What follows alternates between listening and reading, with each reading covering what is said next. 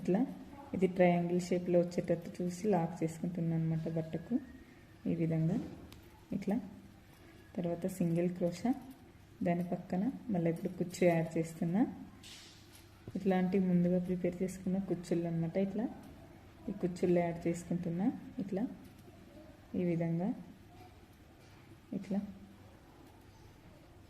ఇది ఎక్కడ దాకా వస్తుందో అక్కడ ఇట్లా లాక్ వేసుకున్న తర్వాత డైరెక్ట్గా ఇట్లా నీళ్ళ పైన తీసుకోవాలన్నమాట దారం. ఇట్లా ఈ విధంగా ఇట్లా మొత్తం 6 వేసుకోవాలన్నమాట. 6 సింగిల్ క్రోషా వేసుకున్న తర్వాత 6 టైమ్స్ సింగిల్ క్రోషా ఈ విధంగా. ఇప్పుడు ఈ లాక్ పైన లాక్ వేసుకోవాలన్నమాట. ఇప్పుడు చీరకు లాక్ వేసుకోవాలి. ఇప్పుడు ఈ విధంగా లాక్ వేసుకోవాలన్నమాట చీరకు. ఇట్లా లాక్ వేసుకున్న తర్వాత మళ్ళీ ఇక్కడ పక్కన సింగిల్ క్రోషా వేసుకొని మళ్ళీ 3 బీడ్స్ యాడ్ చేసుకోవాలన్నమాట. ఇట్లా సేమ్ ఇదే విధంగా డిజైన్ మొత్తం కంప్లీట్ చేసుకోవాలన్నమాట చీరకు.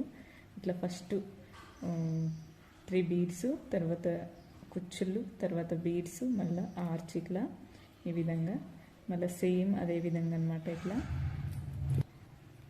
ఇదే విధంగా చీర మొత్తం వేసుకోవాలన్నమాట.